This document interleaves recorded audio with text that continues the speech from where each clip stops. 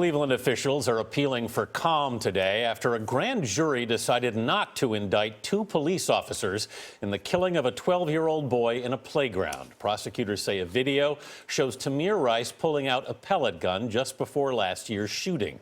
There were protests as far away as New York City. More are likely today. DeMarco Morgan is in Cleveland, where the county prosecutor said a series of mistakes led to Tamir's death. DeMarco, good morning. Good morning. First, just take a look at this memorial right here behind me that continues to grow. Since that announcement was made yesterday, dozens of people stopping by, just leaving items in tribute to the boy who lost his life in this park. But you're right. Prosecutors say mistakes were made, pointing to a police radio dispatcher who spoke with the officers Timothy Lohman and Frank Garnback on the day of the shooting, who they say did not relay important information. They say the officer, or the dispatcher, I should say, never told the officers that Tamir Rice might be underage or that the gun that he was carrying could be fake.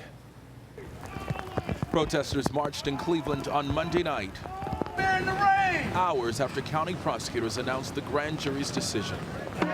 Given this perfect storm of human error, mistakes, and miscommunications by all involved that day, the evidence did not indicate criminal conduct by police.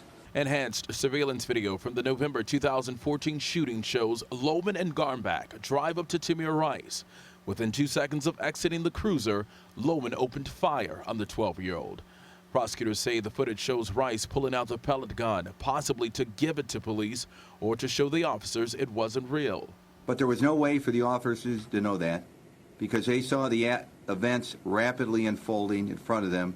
On Monday, Rice's family expressed frustration, saying McGinty was abusing and manipulating the grand jury process and hired so-called expert witnesses to try to exonerate the officers. I just wish they would quit using my grandson in vain and do the right thing. Indict them police officers. Rice's grandmother, Mildretta Warner Davis, called the decision heartbreaking. This is a 12-year-old kid life that was taken, and they letting everybody know that it's okay for the police officers to do whatever they want to do. Them two officers and Mr. McGinty, they're gonna have to live with this just like I do.